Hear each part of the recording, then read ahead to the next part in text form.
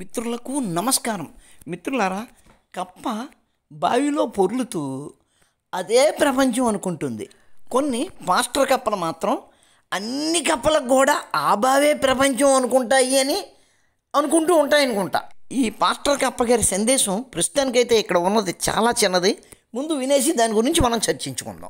దేశాల చట్టాలు బైబిల్ని చూసే రాశాయండి. ముందు క్రిస్టియన్ కంట్రీస్ కదండి డెవలప్ అయ్యాయి. ఫస్ట్ క్రైస్తవ దేశాలు కదా, వాళ్ళు చట్టాన్ని చేసేటప్పుడు బైబిల్ దగ్గర పెట్టుకునే చేశారు. ఆ తర్వాత కొన్ని దేశాల చట్టాల దగ్గర పెట్టుకుని వాళ్ళ దేశం చట్టం చేసుకున్నారు. అలాగా కొన్ని దేశాల చట్టాలు చూసి కొన్ని దేశాలు చేసుకున్నాయి, కొన్ని దేశాల చట్టాలు చూసి కొన్ని దేశాలు చేసుకున్నాయి. ఇవన్నీ చూస్తుంటే బైబిల్కు దగ్గరగానే కనబడుతూ ఉంటుంది. బైబిల్ చాలా గొప్ప గ్రంథం. దేవుడిని అడగండి, దేవా మీరు రాయించిన గ్రంథం, మీ మాటలలోని మీ ఆలోచనలు మా మెదడును పుట్టించు తండ్రి అని అడగండి. దేవుణ్ణి అడిగితే ఇస్తాడు, అడుగుడి మీకు ఇయ్యబడును. శివరాకరణ పాస్టర్ గారు ఏమన్నారో గుర్తుందా? అడుగుడి ఇయ్యబడును. ఆయన పాస్టర్ గారు అడిగారు, మనం ఇస్తాం జవాబు. ఇంతకు ఆయన ఎంత గొర్రెలాగా ఆలోచిస్తున్నారు, ఎంత గొర్రెలాగా మాట్లాడుతున్నారు అన్నది మీకు అర్థమైందా? ఒక్కసారి జాగ్రత్తగా విందాం. దేశాల చట్టాలు బైబిల్ని చూసే రాశాయండి. ఎట్టెట్ట వివిధ దేశాల చట్టాలు బైబిల్ని చూసి రాశారా? ఎట్టెట్ట? ముందు క్రిస్టియన్ కంట్రీస్ కదండి డెవలప్ అయ్యాయి. ఫస్ట్ క్రైస్తవ దేశాలు కదా. మూలమ్మో అన్నిట్లకంటే ముందు క్రైస్తవ దేశాలు డెవలప్ అయినాయా? గ్రీకు, మెసపటోమియా, భారత్ ఇవన్నీ క్రైస్తవ దేశాలు పుట్టకముందు కాదు, అసలు ఆదాము పుట్టకముందు నుంచి ఉన్నాయి ఆ దేశాలన్నీ. క్రైస్తవ దేశాలు అంటే ఎన్ని క్రీస్తు తర్వాత వచ్చినాయి కదా, క్రీస్తే 2000 సంవత్సరాలు. మరి మనుధర్మశాస్త్రం ఎప్పటిది? 5000 సంవత్సరాలకు ముందటిది. అంటే నీ బైబిల్ చూసి ఆ మనుధర్మశాస్త్రం రాశారంటావా? అది మీ చర్చిలో మీ గొర్రెలకు చెప్పుకోవాలి, అంతేగాని రికార్డ్ చేసి ఇలాగా యూట్యూబ్లో పెడితే మాలాటోళ్ళు చూస్తారు కదా, చెంపలు వాయిస్తారు కదా. ఎందుకు వచ్చిన గొడవ అండి పాస్టర్ గారు? అది వాళ్ళు చట్టాన్ని చేసేటప్పుడు బైబిల్ దగ్గర పెట్టుకునే చేశారు. ఏంటండి పాస్టర్ గారు, వాళ్ళు చట్టాలు తయారు చేసేటప్పుడు బైబిల్ దగ్గర పెట్టుకొని చేశారా? ఎవరు చేశారు? ఏ దేశంలో చేశారు? ఓ సారీ అండి, కరెక్టే. మనకి యుఎస్ఏ అని ఉంది, యునైటెడ్ స్టేట్స్ ఆఫ్ అమెరికా అని.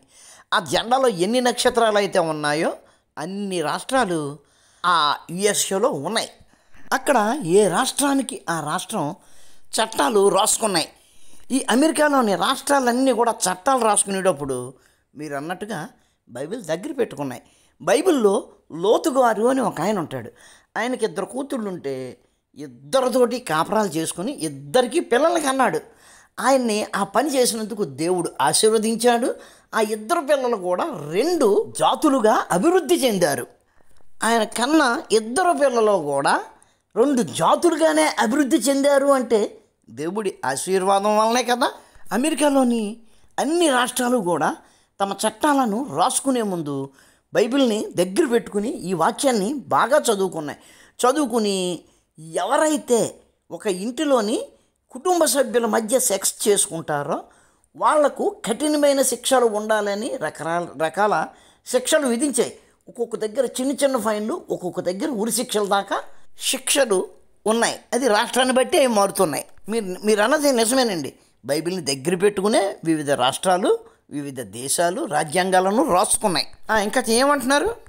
ఆ తర్వాత కొన్ని దేశాల చట్టాల దగ్గర పెట్టుకుని వాళ్ళ దేశం చట్టం చేసుకుని. లేదండి, బైబిల్ని ఆధారంగా చేసుకుని అమెరికా సంయుక్త రాష్ట్రాలలోని రాష్ట్రాలు రాసుకున్న చట్టాలను ఇతర ఏ దేశం కూడా ఆచరించట్లేదు, దాన్ని కాపీ కూడా కొట్టలేదండి. మన భారతదేశపు చట్టంలో కూడా అటువంటి ఏం లేదండి. ఎందుకంటే అవి బైబిల్ దేశాలలో ఉంటాయండి.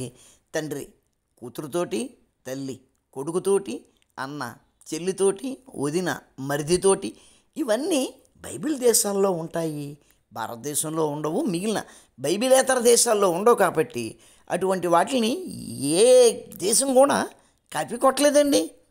అలాగా కొన్ని దేశాల చట్టాలు చూసి కొన్ని దేశాలు చేసుకున్నాయి, కొన్ని దేశాల చట్టాలు చూసి కొన్ని దేశాలు చేసుకున్నాయి. అయ్యా, ఈ ప్రపంచంలో ఆ కిరస్థానం దేశాల కంటే కూడా కమ్యూనికృష్ట దేశాలు, మరక దేశాలు ఎక్కువ.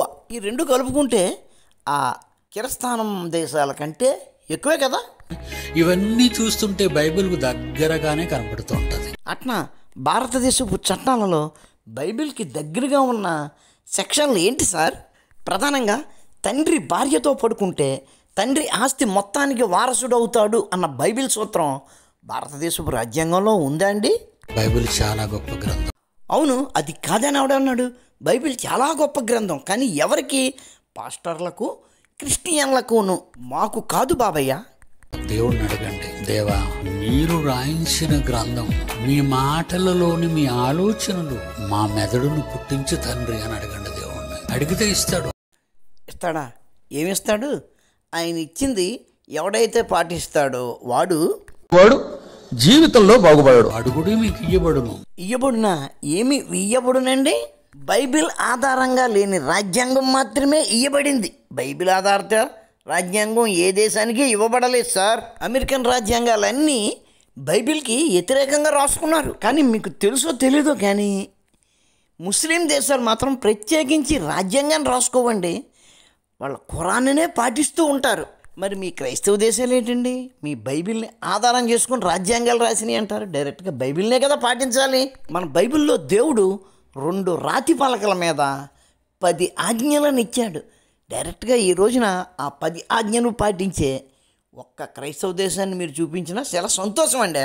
మిత్రులారా, ఆ బైబిల్ తప్ప మరేదీ తెలియని బావిలోని కప్పలో ఆ బైబిలే ఈ ప్రపంచం అంతా అనుకుంటూ, అదే వాళ్ళు ఏదైతే అనుకుంటున్నారో అదే ప్రపంచం అంతా ఆచరిస్తుంది అని అనుకుంటారు.